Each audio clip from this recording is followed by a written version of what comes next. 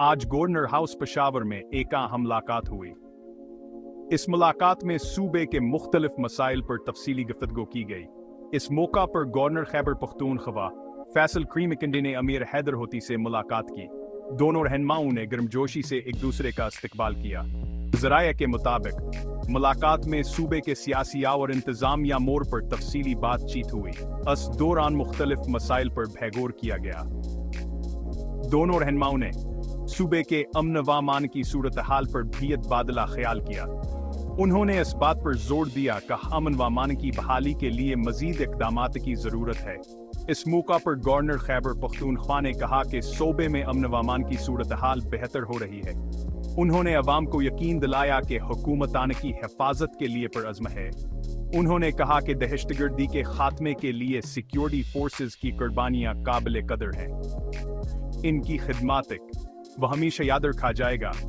अमीर हैदर होती ने गवर्नर खैबर पख्तूनख्वा को सूबे के सियासी और इंतजामिया मोड़ पर एतमाद में लिया। उन्होंने मुख्तलिफ मंसूबों की तफसीलात भी पेश की। उन्होंने कहा कि सूबाई हुकूमत अवाम की फलाह बहबूद के लिए कोशां है। मुख्तलिफ तरक्याती मंसूबे ज़ीर गौर हैं। मुलाकात में देगर अहम शख्सियात ने शिरकत की। उनकी मौजूदगी ने मुलाकात की अहमियत को मजीद बढ़ा दिया।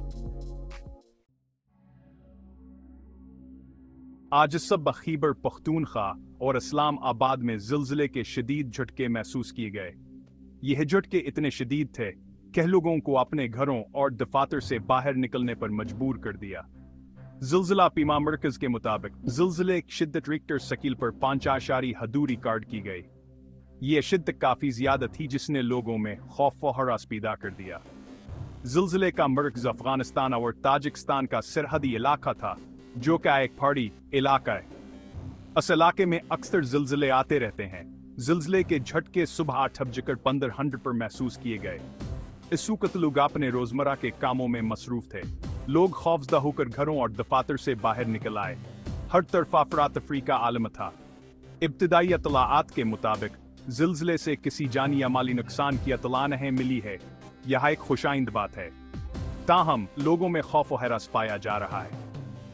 लोग अब हैतका सदमे से बाहर नहीं निकल पाए हैं।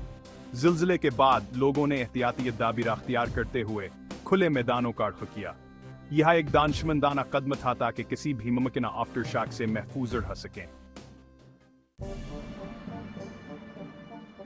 सुप्रीम कोर्ट ऑफ पाकिस्तान ने आज का हम आईनी बेंच तश्कील दिया है। यह bench chief justice of Pakistan Umar Ata Bandial की सरबराही में तश्कील दिया गया है।